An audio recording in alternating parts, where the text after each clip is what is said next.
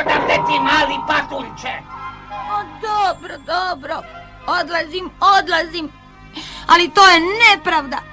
Nitko ne želi sa mnom imati nikakva posla, a to sve zato što sam tako malen. Dobro jutro, mladiću. Poznaješ li možda gospodina po imenu Pjevac? Pa naravno da ga poznajem, to je moj tata. O, jadni mali, i sama ta pomisao da čovjek ima sina, a da ne zarađuje toliko novaca da bi sam sebe prehranio je strašna. Kako možete reći da nema novaca, pa moj se otac valja u njemu sa svojim farmama peradi? Ajde, ne pričaj priče. Pa jučer sam primio od njega pismo gdje mi kaže da je prisiljen prodati perje svoga repa kako bi sastavio kraj s krajem. To nije istina. Moj otac je jedan od najbogatijih ljudi u gradu, zar vi to ne znate da on ima monopol na jaja u čitavoj okolici?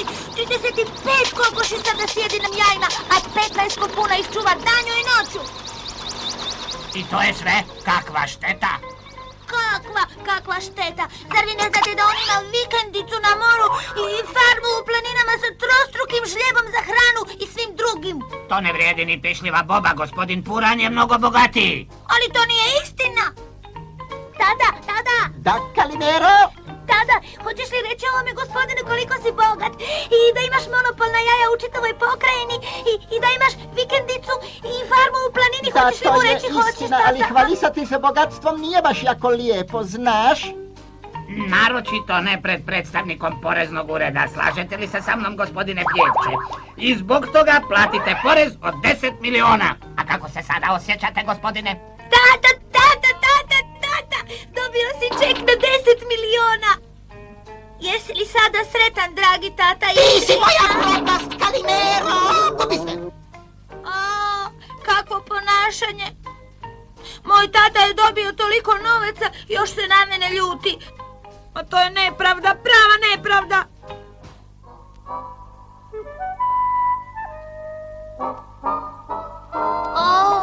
Jadni moj tata! Taj porez ga je upropastio.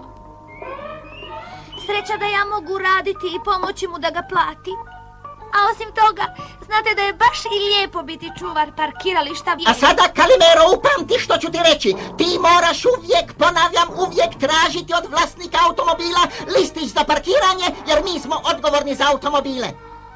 Ništa ne brini, dragi tata.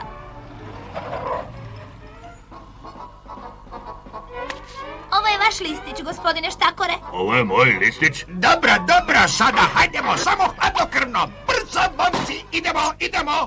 Ovo će biti pljačka stoljeća.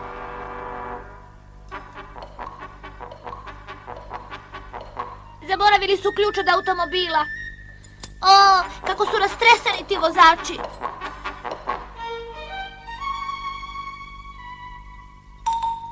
Maske! Torhor!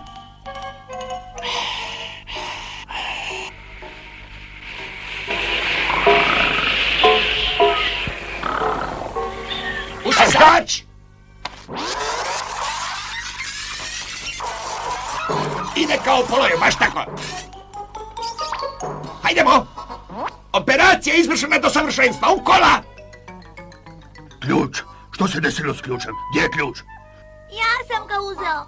Ajde, vrati mi ga, žuri nam se. U redu, vratit ću ti ga, ali prvo ćeš mi morati dati tvoj list. Slušaj me, ti mali patuljče, morat ću ti razbiti tu blesavu jajaču ljusku.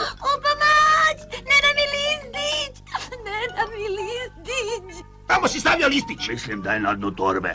Ti idiote, moramo ga odmah izvaditi. Listić, molim. Ajde, dobro, evo ti tvog listića. Mnogo hvala, evo vam ključ od kola. Dobar si, Kalimero. Sav novac je ovdje. Hvala ti, Kalimero, štakorska je banda uhvaćena u pravi čas. A ja ti u ime banke predajem ovu nagradu. Divno, sad će tata sigurno moći otplatiti taj grozni porez. Da nema nas malih, ne znam što bi odrasli, a stalno viču na nas. Baš je to nepravda, ali reći ću im ja kad odrastem.